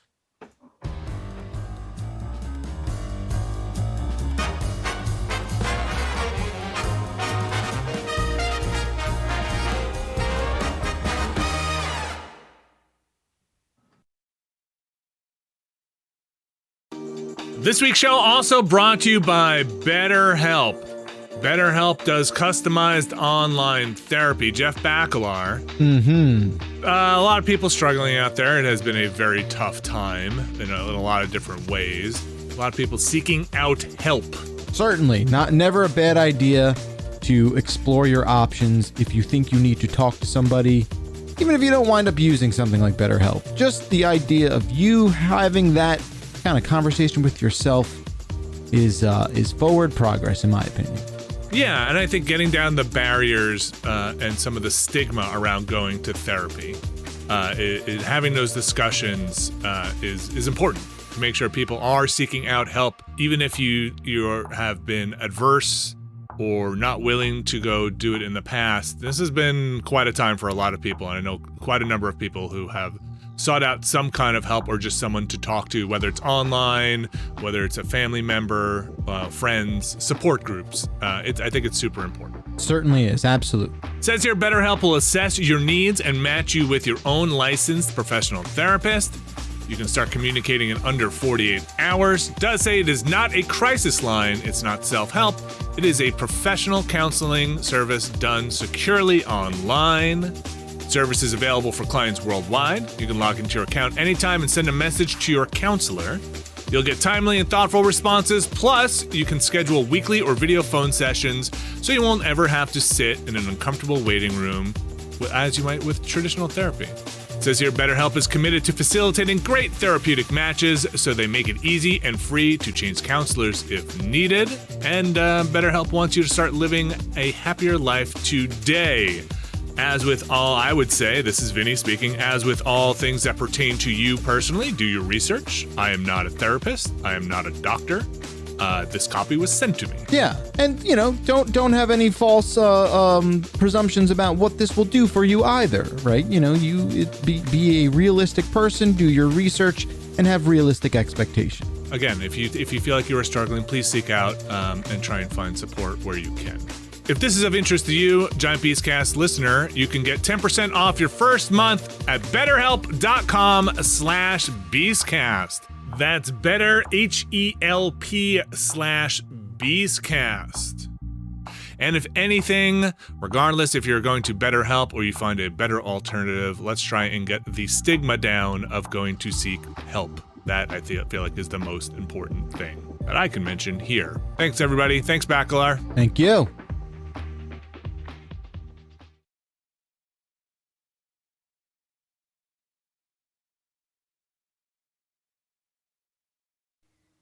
And we are back, and it is now time for emails. I declare it. No. No. Oh, we've got. Sorry. Listen. Sorry. Objection from the Bacalar. The Bacalar? It's like the ejection from the back, but Bacalar. Okay. Overruled! Emails time! If you have an email, you can send them into beastcast@giantbomb.com. That is beastcast@giantbomb.com. Jeff Bacalar going through all the emails, reading them, replying to them. I love it. I love it. And I love it. I love it. I forwarded all your emails that were not appropriate for the show, but forwarded them to the all the saucy ones. All the saucy ones, specifically all of our New Zealand and Australian listeners. Thank you so very much for shedding even more light, maybe even more light than perhaps we'd asked for. Nevertheless, shedding that light on the great tomato ketchup sauce debate. It rages on. The flames of that debate continue to burn well into the after hours. But this week was another good one. First thing we will do is we will talk about Resident Evil and their silly naming conventions. Alex Navarro, please, could you take this one from our good friend, Jordan? Jordan from Ohio here. If Resident Evil 9 sticks to the same naming convention the Village is sticking to, with the number being in the name, what do you think 9 will be called? My two best guesses so far: Resident Evil Crucifix, okay, or Resident Evil Vixen. And that's it. There's no other words. Although I will say this, 9 is the easiest Roman numeral thing to get away with, I feel like. You do? Or maybe like just 5. What about it's 6? Yeah. 7's pushing it. I feel like 5 is definitely easier than 6 or 4. Yes, 5 is one letter. Actually, I'm going to say 1 is probably the easiest Roman numeral to get away we're with. past that point. 10 is the easiest because it's literally just an X. Yeah. Yes. How about 11? Well, okay. Do you want to completely ruin this bit, or are we going to play along with the IX? Okay. Let's see. There's Pixie. Could be. No, that sounds. Yeah. So what? Fucking, it's Resident Evil Pixies, and it's just a fucking menacing Frank Black running around, like Black Francis chasing you around. Okay, I'll take it. All right. Resident Evil Remix. Remix. Okay. RE Mix. Okay. R-E. Shit, that's it. No, RE no, mix, that's it. no. Because you save that one. You save that one for a Resident Evil 1009, right? Because then it's just REMIX, and then they're not going to get there anytime soon. I don't know the rate they're going. Remix. Okay, that's pretty good. Or remixed edition. There will definitely be a 9 remixed edition, like 9. Yeah. Okay. And that's it. Did you know my great grandmother's name was Crucifix? Was in Resident Evil? Wait, what? Yeah, her name was Crucifissa. Whoa. Yeah. Okay, but that's it's the Italian. Yes. Yeah, but that's still. Okay. Your name is still exact name. I'm just saying the way you said it, like the Italian version sounds like it could be a name, whereas Crucifix, that just sounds like you're the lead singer of a black metal band. Also, she was. Okay. But it's the same thing. It means the same thing. It's true. But the thing is, like, if there's look, the Italian language, we all know it's like silk. Everything that comes out of it, like, there's a real kind of pleasant quality to it. It's sometimes got a sing-songy quality to it. I would say just Crucifix just sounds harsh. It is, of course. Well, we have a Crucifissa. Oh, hey, great to see you. Hey, Grandma Crucifissa. I mean, I'm sure the Italian word for diarrhea is less, poo-poo. It's got caca. Whatever it is. I mean, I would say French is the more silk-like language, but I get your point. I think all the Romance language have a certain sort of, Nah, you are fuck French. Okay. Ooh. Okay. I felt like I needed to get saucy. I needed to have a controversial opinion, so I'm just going to throw it out there. Resident Evil 9. Tomato saucy. I get it. No more French. How about fix? There's just fix. Resident Evil fix. No, because that implies the game is broken, and they need to not imply that. Okay. Jordan had the correct 2 answers. All the answers we said afterwards. I got the best one. Ready? Vixen? Is it what they going to say? Is it Resident Evil built around the fucking 80s hair metal band? Like, what were they? Yes, I'd play that. Just how about if they just call it 6? They just Resident Evil six. I don't get it. Fixin' for a crucifixin'. You know what I'm saying? See what we did there with the I and the X? You guys are trying too hard. No, I don't get it. All right, what's next, Bacalar? This one, let's go to Vinny. I love it. Read this one from Charlie. You got it. I was listening to Alex's drum stream last week when Brown Eyed Girl by Van Morrison came up, and I spent the entire song feeling like it was off somehow. Nice, Alex. Good job. I realized it was because I have listened to the Real Big Fish cover of Brown Eyed Girl so much that it is now the canonical version of that song in my head. Have you gotten any cover songs that have broken your brain? Do you have any songs that take it back? Have you got any song covers that have broken your brain in such a way that you can no longer acknowledge the more popular original? Thanks for everything you do. Keep up. So we're excusing anything where the cover was the more popular version. How can I judge that? Look, so like for instance, like Natalie Imbruglia's "Torn," that is a cover song, but like that is the only version of that song that anyone actually knows. Okay, so I think that's different. I also well, it's tough. Actually, I like the Man Who Stole the World by Nirvana, maybe more than the Bowie one. Is that a fair one? I think that's a fair one. The Man Who Stole the World. I think that the generation that we grew up in is probably just more familiar with that one anyway. Yeah. Okay. Oh my God! Someone in chat is saying they like the Smooth Criminal Alien Ant Farm version. All right, well that person should go to prison, but nonetheless, I get it. That was very popular for a while, but you can't overwrite the original. They're just joking around, those rascals. They're funning. It's funny when you bring up Real Big Fish because, in let's just say 1999, I'm a big Real Big Fish fan, and their version of Take On Me is not bad at all. They do a good job with that Does song. it overwrite the Aha version? It did for that year for me. Okay. But now the Aha version is clearly better. The original, not even better. It's the original. It's the one that matters more. Mm-hmm. I will also say that, maybe there was a version of a song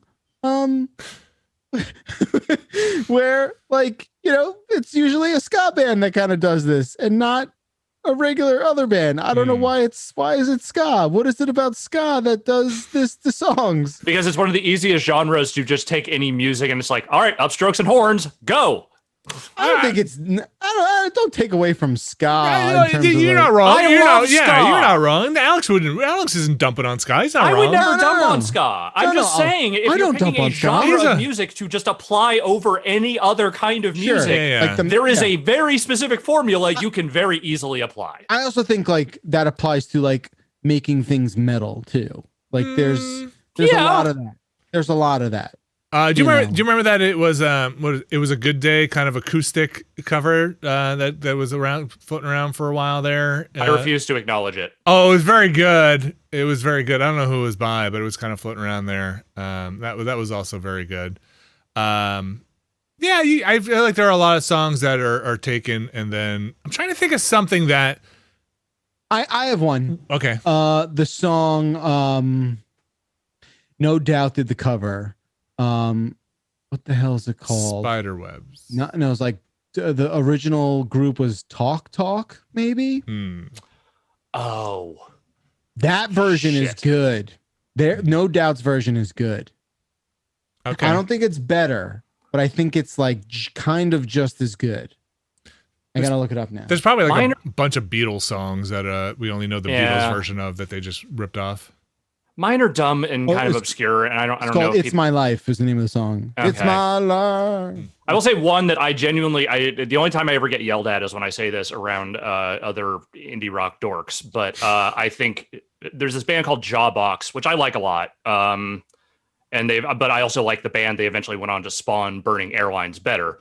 But Deftones did a cover of their most popular song called Savory, and I think version of the song is better than the Jawbox original, actually. I also think their version of No Ordinary Love is like almost better, but not, because No Ordinary Love is like basically a perfect song. So, yes. I like when people, I went on a bender, a tear, not that long ago, trying to find every cover of Between the Bars. Is Elliott Smith the first person who did it? I assume he is that's the version I know. So that's the version I'm going with. Man. I love all that. I think that's the only version of that song I've ever heard. So there are some really good covers of it. Man, that is a song.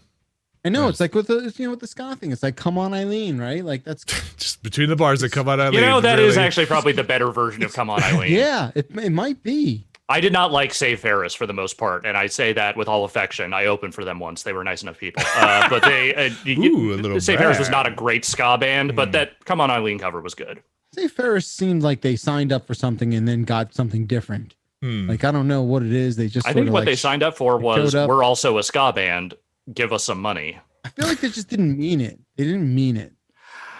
Yeah, I don't know. I just don't think they were as good as some of the other bands from that era, especially like the other SoCal bands from that era. They were not. All right. Very good, my friends. I'll take this next one. Okay. Mikey, couple of you have kids.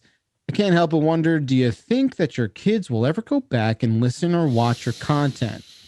You always do a great job of treading the line between rated R and PG-13 with your comedy and content. I mean, is that a great job? Right? Like and I'm not saying anyone should censor themselves. I am more just curious if you ever wonder, hey, are my kids ever going to listen to this? Or for Alex, maybe other family members. I, for one, would hope it would not cause you to filter yourself, as I'm sure it would probably be a really neat thing for a child with a library of digital content made by their dads to explore, especially once they're older and can appreciate it. You know, it's an interesting sort of question. This is why I'm never having kids. I've always approached the job as if I were a hitman, and then basically dad does his dirty business at work. He washes his hands and he comes to dinner. It's like True Lies. Yeah. Yeah. Basically, don't ask him about the job. What does your dad do? He goes on, he's a salesperson. He meets a lot of people. Travels a lot. And talks a lot. And they don't talk about it. sit down, and then sometimes I have to go to the basement and I scream for a while, and the obscenities come out, and then I go upstairs, and you kind of, that's it. I feel like you are living in a dream world, because that, I mean, look, like, we got a lot of stuff out there. Someday my kids are going to stumble across the bodies. That's and they're going to have to make sense of it. They're going to have to make. I'm going to say, these bodies, that fucking me putting electrodes on my balls on a timer, put dinner on this put dinner on me sticking the shot game in my pants, put dinner on this table. Where do you think those Beyblades came from? I did it. Sky. That's right. I did it for you guys. No, like I do think about it, especially like the older podcasts, and just like how young I was then, and I don't know. I don't worry about it. I think it's just going to be a very interesting window into, like, there's enough content where you can see almost on a daily basis, many, many years of our lives, which I think is fascinating. I think it'll be interesting for them when they're older to be like, oh, I remember that. Like I remember when you were downstairs screaming because you were doing this thing that was fun or whatever. Like there's a section of time where they will have no idea, and I think that's fun time capsule wise. But I think there's also they're gonna get a kick out of like me telling stories about them, or them being on the steps behind me watching me play a thing. That's those memories hopefully will be fun. So I don't know. Who knows? It's a weird world we live in. Indeed. No one in my family watches my shit, thank God. Yeah, you lucked out there, bud. People in my family listen to this stuff. What are you gonna do? Like I always think about, like, say hi everybody, thanks for everything. Doing okay. Like my parents will sometimes call me and they might be listening to this right now, and they'll sometimes call me and be like, I heard your fridge broke on the podcast. Be like, okay, yeah. How's it going? Okay. What's next, Backler? We've got an LG we really like. Oh, you're not far off. All right. Alex, you want to take this one from Sam? Sure thing. Let me just bring the window back up. Sam says, just a quick email because I'm not sure who else to moan to about this. We are your leading moaning podcast, so welcome. PS5 games are $125 where I live, Australia. That is $97.36 in US dollars. Okay. You can't even use the excuse that it's more expensive to physically get a game in Australia across the ocean because I'm buying digital. Well, they have that pipe that it runs all the way. Internet pipe. You think that pipe's free? You think that comes there out of the appears to be sky? no question in this email, but I am with you. That sucks shit. Isn't that crazy? That's an expensive. That's a spicy. You know what you need? A VPN and a not region locked console. And buy all your games from a U.S. store. I don't know. Is that how that works? Yeah, I mean, if you want to VPN everything, I guess. That's kind of the move, I guess, right? I don't know. I don't know. I don't know what the solution is there, and I don't know if that that cost has anything to do with, like, local law, tariffs, things going on there that I don't know anything about. I don't know what the fuck's going on in Australia. Oh, that really that tax. But again, why does that impact digital? I don't know. I don't really understand what VAT is. I just get scared whenever people talk about it because it seems real bad. I always know we don't have to pay it when you buy. Yeah. Everything I know about VAT is why it was so expensive for Rock Band to get into Europe. Yeah. There was a couple of Kickstarters where, like, shit went sideways because of VAT stuff, where it's just like, oh, this thing now costs me $8,000 instead of $20,000. I'm going to look up VAT after this. I assume the T stands for tax. Yeah, it's like very arbitrary tech. That's exactly right. Weirdly enough, it stands for tits. Oh, weird. also very arbitrary. Okay, this impossible pivot will be done by Vinny. Let's take this one from Nick about garages. Okay. Nick says, watching Jeff's, this is Jeff Gerstmann's, deep diving into his garage. I don't think I've ever seen a garage not cluttered with stuff or taking up one or more parking spots. Is parking in the driveway good enough? At what age am I going to start filling the garage? It seems like only yesterday I could fit everything I own into a car. Yesterday. Thanks, Nick. Well, garages, you got a couple of options, right? I knew you'd be all into this hot garage talk. You got your storage Tell me about your garage. car hole. I know people who park the car in the garage. Mackler, you put the car in the garage, right? I put 2 in the garage, baby. Damn, your garage can fit 2. Mine can fit a horse, not even a car. Mine is where I do it's like my woodworking and stuff is in my garage. My car sits outside where it's in the God-given sunlight where it's meant to be. It's meant to be. I got my Prius. I put the cover on it every night so the sap and the trees don't get on, the maple leaves don't get on it. And I put the cover on it. I put the bra on the front so it doesn't get dinged up when I'm riding. I put the what is the thing on the back? The like tail bumper, the plastic thing that comes out of your trunk so people don't bump you. Bumper buddy. Oh yeah, I really take care of that. So you put a garage on your car just outside. Right. No, I put nothing on that car except you gave your car dirt. horse armor. Dirt. I always thought, do people still use car bras anymore, or is that just a Long Island, New Jersey thing? They don't use. Yeah, they don't use that anymore, but they definitely use the bumper buddies for sure. Okay. They don't have ones for the side though, huh? Like bowling bumper buddies. That's just like you're molding or something. Yeah. So yeah, you have the storage garage. You have the car garage. What else? The workshop garage. Workout. I've seen people change their garage into kind of the workout room where they do their exercise. It's a lot of different options.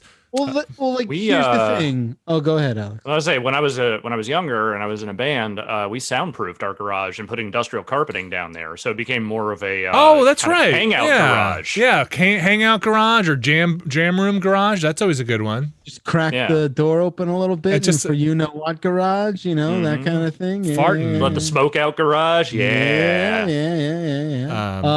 The funny thing, growing up in my my home. My dad was very precious about all of his cars, not unlike... He doesn't drive it. He doesn't... Thank you. Not unlike Cameron's dad, right? Like, okay. He just rubs it with a diaper. And, he somehow figured out a way to, just squeeze this thing into that garage, leaving maybe an inch or 2 on every side of it. And the garage just had so much other shit in it, and I never understood. You're living this crazy life of fitting every last possible square inch of real estate with useless shit, and then your big honking car somehow fitting there perfectly. It's just this crazy Tetris inventory management exercise every time you come home. Seems like it shouldn't work. Yeah, it's not supposed to go like that. I mean, the garage we have now definitely has stuff in it, but I've made the decision. You have a pretty decent sized garage. It's 2 car garage, at least, right? Yeah, I don't want to put any. I want the cars in there. We also have a basement, which makes a big difference. That's my garage is my basement. Yeah, the storage garage. Your basement is your garage. You mean you have plenty of room in the basement to store all that stuff. Like when I was in California and we'd rent a house, even we would put the stuff in the garage to store. I've never parked a car in the garage. I don't think ever in my life. My parents. You know how? You think you know how to do it? I'd probably get that little fucking cat whisker thing that you put, so that when it tingles the car, or you see it bend, you've gone too far. What is that thing called? No, you got to hang a ping pong ball. From what? No, I thought they got ceiling. that thing that just stands up and it goes doink. Like when you are you see it moving. I don't know. I've never done it. It sounds like it. It's actually one of the things that I was a little scared about, because someday I would love to have an electric car, and that sounds great. But do you need to have that inside a garage for the best charging opportunity, or you just run the extension cord outside? If you're looking for a plug. Yeah, right. My garage is a detached garage. And I don't know if I would just run the electricity out of there, or I want a charging pad or something. I don't know. It's I'm locked out of that future. You're gonna need an outlet. I'm gonna need an outlet. I'm no. How about doctor give me solar panels and some kind of cord thing to go, or just get rid of car. I don't know. Yeah, just walk everywhere. That's fine. I love walking. I love public transportation. Living in New Jersey, everybody wants you to drive to a place.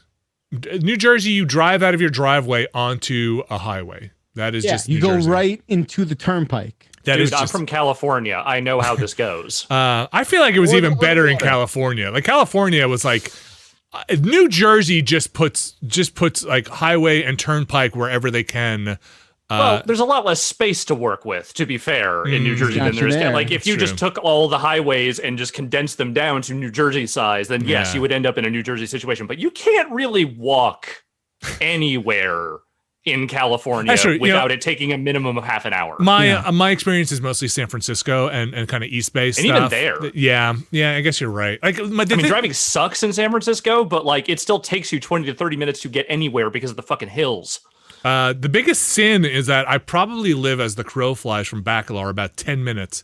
And through whatever time portal voodoo that New Jersey is using, system. It takes like 40 minutes to get to his place. It's like Vinny. Yeah. Bacalar. Yeah. It's just like a pretzel that is just like a in between. It's like somebody unspooled the tape and tried to cram it back in there to get to your place. It's a real. You gotta fill up your gas tank on the way over. I think I could jump to your house if I really got a good enough head start. All right, any more? Yeah, we got two more. Let's I guess they're kind of like me focused, but let's do the arcade. Okay. We'll go with the and I did want to do a sort of like explainer thing, so we'll do the arcade. Okay, do the arcade. This comes from Brian, listening to April 23rd episode. Jeff talked about his new arcade. It'd be great to get more details, maybe a quick video. Okay, we'll see how that goes, maybe, but here's the details. The enclosure kit is from a place called Rec Room Masters. Okay. It is a 4-player controller kit. I got the 32 inch extension is the name of the model. Okay. So it's basically, if you can visualize like what Ninja Turtles looked like. The 4-player Ninja Turtles cabinet. I can, and essentially that. This has, so the way they do it, it's players 4, 1, 2, 3. Okay. That's how that goes. You understand what I'm saying? I do. So 4 is right? 4 stands next to player 1. Right. I think that's how it goes. And so that if you're playing a single player thing, you're not on the wing, I assume. Right. You're always on the second, the inner left. Yeah, the inner left. I did not. Oh, the replacement buttons I got are called gold leaf buttons from a store in the UK. If you want more details on that, just hit me up on Twitter or something. Did I swap joysticks? No. Okay. What do you have? A bat? A ball top? Bat? What's the?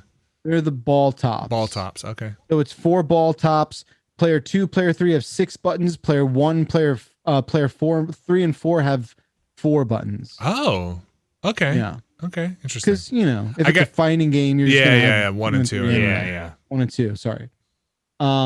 Trackball in the middle for your golden tees. Yeah. I don't 720s. Your 720s. I don't.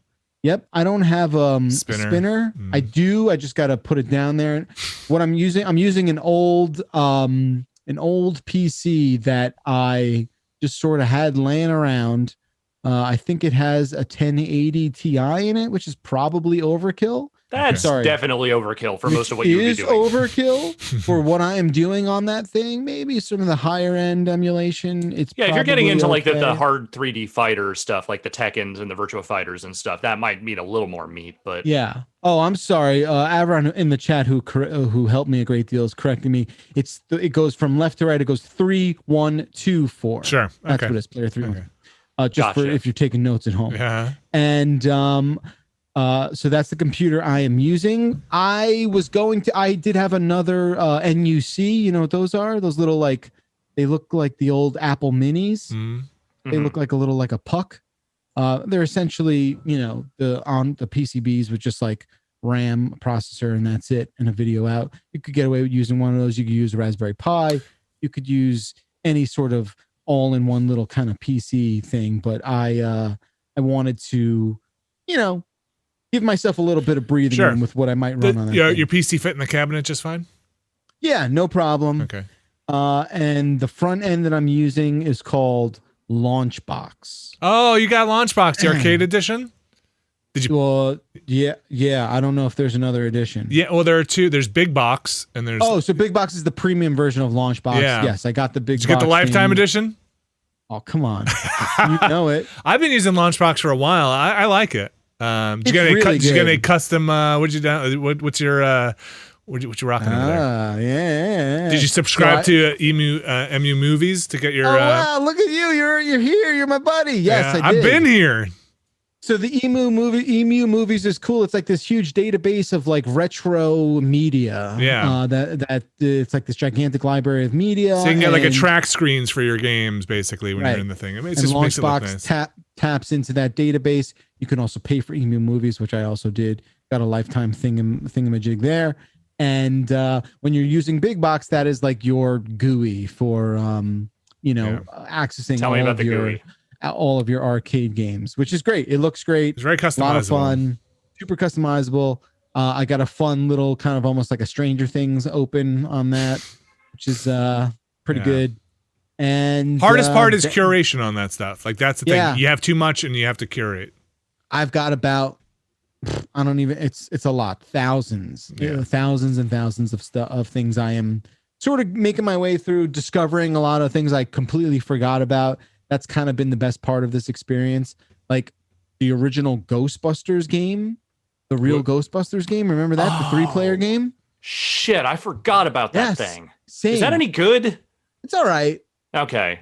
All I remember is the NES one, which was terrible. Yeah, that was bad. The arcade, it's not bad. There's a certain, the bar gets lowered, right? So especially for 80s licensed arcade games, yes. Totally. So rediscovering all that stuff has been super, super fun. My favorite part about it for sure. I'm MK3 Ultimate. Playing that with the kids, having him sit on my lap while we play, I'm just gonna tell you right now, if you get a wheel and pedal set up and you hook up APB, I am coming to your house and I'm never leaving. That's a whole other machine. I might have to get the wheel for Iron Man, Ivan Stewart's. That's the shit. Even though I've been playing that retro arcade, which I guess I'll never visit ever again, but you kind of hit a wall with that arcade game. That's every arcade game. Yeah, but no, the walls are built in, man. You could finish Turtles, you could finish Simpsons, you could finish Final Fight. This game, you get to like race 30, and the game's just like, hey, guess you don't need brakes anymore. Huh? You want to go fast? Well, your top speed is no longer your top speed. I think they were doing weird shit. There is no top speed. Yeah, they were doing weird shit. Anyway, that's fun. Yeah, it's been a great time. I also got a really cool, I don't know if I talked about this, but I got this like LED display that changes with the game that you play. Oh, yeah, you mentioned that. Yeah. So that's really cool. I got that working. And that fit right into the front bezel? Yeah, they made it for the version I have. Okay. They made it for this. What's on the side of your cabinet? What's the artwork? Blackness. I just got to get, I think I'm just going to put stickers. You're just going to get one of those fatheads or whatever, just like a football player catching a ball or something on there. Yeah, I was thinking about getting my Vinny Caravelli fathead. Yeah, you should get it. Just the good old me. Just I don't know what you like cutting wood. It's me in the shape of the side. Looking behind you. It's me with my arms out to the side, crouched a little bit, so I fit the shape of the. Right, we get you in there. We can fit you in there. Just kind of bend down a little bit, come forward. That's a lot of fun. Do you have a name for your thing yet? Do you call it something? No. Okay. My wife calls it. What does she call it? She calls it.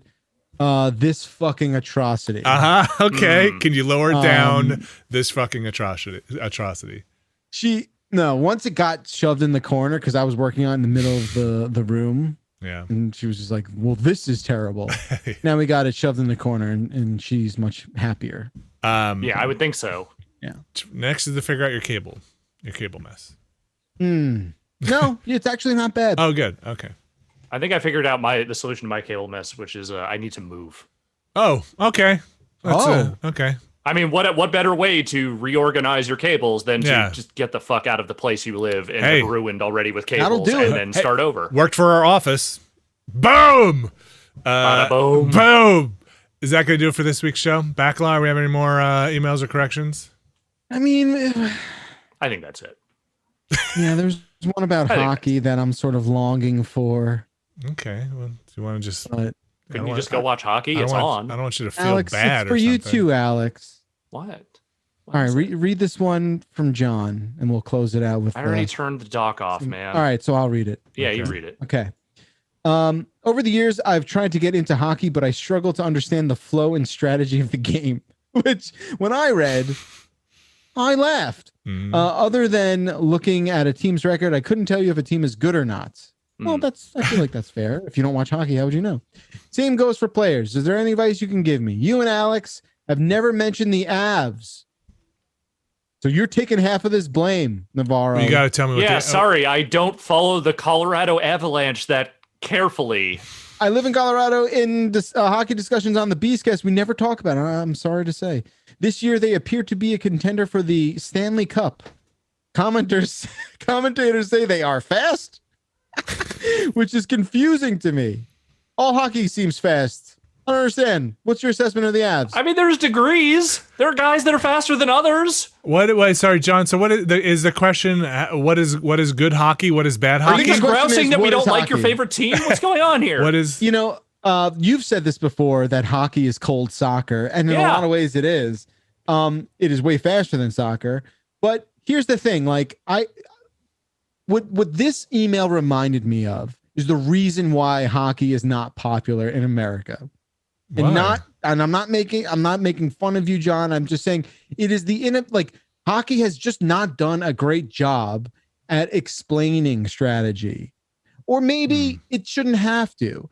It's very obvious what strategy is in a lot of other sports. I'm hearing what you're saying. Like, there's no slam dunk, right? There's no wow, that guy just jumped and just slammed this ball into the net. I think a well-delivered slap shot is probably the closest to a slam dunk you're going to get. I feel like a good save from a goalie. I think a breakaway goal is that for hockey. I think hockey, in my opinion, is like the most highlightable sport, because there's the diversity of it, where like home run.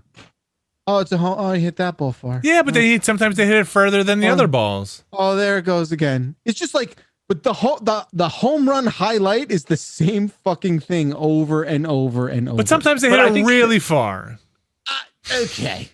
But the other thing is that sometimes it's dark out, and sometimes it's light out, and sometimes it's here or there. But I think that's also the other side of it, is that like when you see a touchdown or you see a home run or you see a really good dunk or a fucking ridiculous 3-point play in basketball, like it doesn't take much explanation to tell you what is happening. Yeah. Yeah. I mean, a lot of times when you see a hockey goal, like, you have to sit there and wait for the announcers to pick apart, okay, so this puck bounced off this guy, but it may have hit this other guy in the knee, and then it bounced under the goalie, and it's just like, there's not, it's not that there's no strategy, it's just that sometimes these goals feel like they come purely out of some sort of, like, affront to physics, as opposed to, like, a real, like, easy-to-show, well-delivered play. You know what I mean? Yeah, I mean, what I'm talking about is not that. I'm talking about mostly individual effort goals where, like, I mean, basically anytime Connor McDavid scores, like, he is doing some supernatural bullshit that makes no sense. He appears to sort of levitate at some times that doesn't make sense. He does things on ice that no human should be allowed to do. Look, am I biased? You bet your ass I am. But at the same time, I do think the slow motion sort of like show offiness of that game is unlike anything else. But again, I don't know. NHL's going to HBO Max next season. So is that right? We'll see. Yeah, we'll see how it goes. So ESPN and HBO Max are sharing the rights. NBC dropped out of negotiations. That's a weird world we live in. Well, it's Warner, so I think you also have TBS and you also have TNT for hockey now as well. But I think it's cool. So basically, you'll get hockey and you will get Braves baseball, and that is it. That's all I think of when I think of TNT and TBS is Braves baseball. That's it. Right. The whole Atlanta thing. But yeah, I mean, to your specific question, John, about the Avs. Yeah, the Avs look really good this year. I don't think they have what it takes to get through a Stanley Cup playoffs. But if they get there, I'll root for them because, I mean, I like the Islanders now because they're basically made up of ex-Devils. So they're sort of like the team I like now. It should be a fun postseason. It's a shame about the actual Devils. It is a damn shame about the real Devils. You know what the worst part is, like, having to tell my kid. Just sitting Your team down, sucks, kid. And he goes, Daddy, why don't the Devils win? I go, because they suck. Yeah. Because they suck. They're terrible. But when Marty you were Brodeur is not walking through that door. But when you were a kid, they won a lot of Stanley Cups, didn't they? Yes, they did. And into my young adult life, they most certainly did. Well, how come that's not happening to me? I don't know. Because you're cursed. Because you didn't eat your broccoli last night. You were a cursed child. That's right. That's right. Your fault. He's like, well, I guess I got to go play for them. I'm like, I think you do. Because remember when you didn't want to brush your teeth? That's why. That's why the Devils lose. That's why the Devils lost 9 games in a row. That's why. I have not paid attention to the Colorado Avalanche since Peter Forsberg was playing, and that is not going to change anytime soon. All right. Well, they're a fun team to watch. I'm sure they are, but I don't care. And like there are teams that are just fast. Like a fast team, they look like the other team is standing still, and you can always tell the faster team in a game for sure. It's not just like, oh, he won that race to the puck. It's more of the sort of flow. It's the chemistry. Jeremy Roenick. The hockey podcast will start in 2 weeks. Okay. It'll just be myself screaming into the void, and that'll be it. Did you see that amazing move? Nobody saw it because it's a tiny little puck and nobody can see what's going on. Nobody saw it, Jeff. It was shot at 93 miles an hour. It's why they had to put like a flash on the puck for a while, the glowy puck, so people could just see what the hell's going on. No one alive remembers that. They don't do it anymore? That joke is, what is that joke? The joke's 26 years old. Wait, they don't do it anymore? No, they don't do it anymore. HD came along and everyone was like, oh, there's the puck. They're like, oh, no, look, they were playing with something. I guess the whole time I just thought, wow, I just had to squint a little bit. How about that? All right. Should we get out of here then? Hockey. I think so. Hockey. Kelly Rudy, Jeremy Roenick, your hockey team. Hockey people, those are Flawless the ones. Podcast. Should we get out of here? What do we have anything else? No. No corrections. Great. Yeah, that's what I said. Yeah, perfect. Perfect show. I will just you can throw the music on, but I do have one quick thing to plug here real quick. Yeah, plug it. I am on a podcast called the Cinema Oblivia podcast this week. Oh.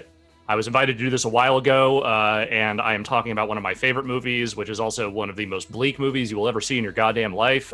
It is called Bring Me the Head of Alfredo Garcia. Okay. I love it.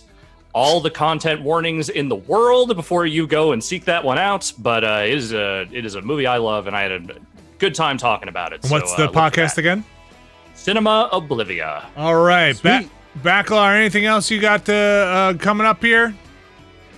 No. I'm good for the moment. All right. So thank you for asking. Alex, you're drumming tonight? I am drumming tonight, usual time. You should go check out Jan and I playing some of that Kingdom Hearts. That was a lot of fun, the Kingdom Hearts stuff. I really enjoyed it. If you're watching this live, you can check us out on Friday with the Hotspot. And then after that, we're going to have a relaxed Friday stream. It's very similar to UPF. We just call it something different. I hope everybody has a great weekend. Stay safe out there. You've been listening to Giant Beastcast. I'm Vinny Caravella. Thank you, Alex Navarro. Thank you, Jeff Bacalar. And we'll be back next week.